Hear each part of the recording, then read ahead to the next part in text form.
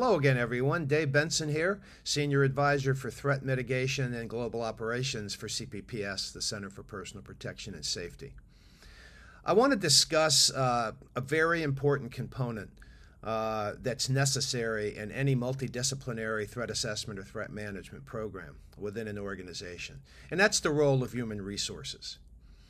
Human resources is critical to the team effort in several ways, but in general, they have that central management role.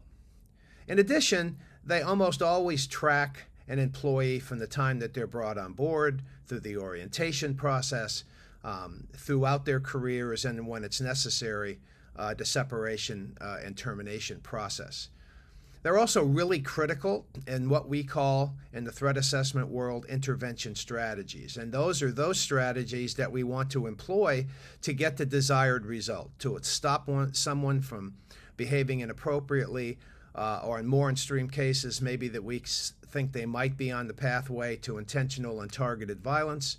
And so these things might be inhibitors, things that might help us understand that they may in fact not be on the pathway in violence. Likewise, there may also be accelerants, and those are behaviors or circumstances in that person's life that make it more likely than not that we might have a potentially violent event. And human resources is a critical component of that, certainly because they're the keepers of the personnel files.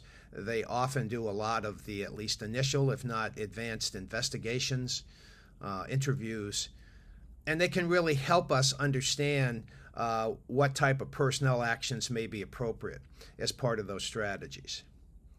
What I'd like to also suggest, however, is in addition to having an HR representative, if you will, or component on your team, consider providing some additional training and threat awareness to everybody in the Human Resources Department. And this is critical in my view because oftentimes threats or concerning behavior starts well outside of the headquarters element. And it might be the resident HR generalist that might be given that information, might have witnessed that information, and really the inquiry and investigation starts there. So the more information they have and they understand, to have extra tools in their toolkit as to what we're looking for as threat assessors, why that's important, to how to report it in a timely manner, and share with them a little bit of the progression of someone can go on if they're going to consider committing targeted or intentional violence. It's not a full-blown threat management team training.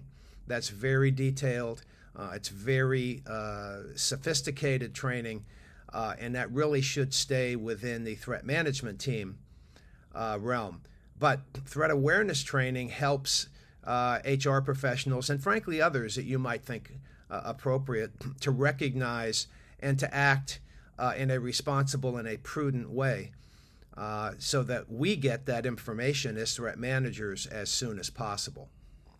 So in addition to being a pivotal component of every multidisciplinary threat management team, human resources should be as well equipped as possible to recognize what threats potentially could be out there, what to report, how to report it, and to do so in a timely fashion. And that would be all part of a best practice comprehensive threat assessment and evaluation and management program. Well, that's it for today. I hope you found this useful, and I look forward to speaking with you again.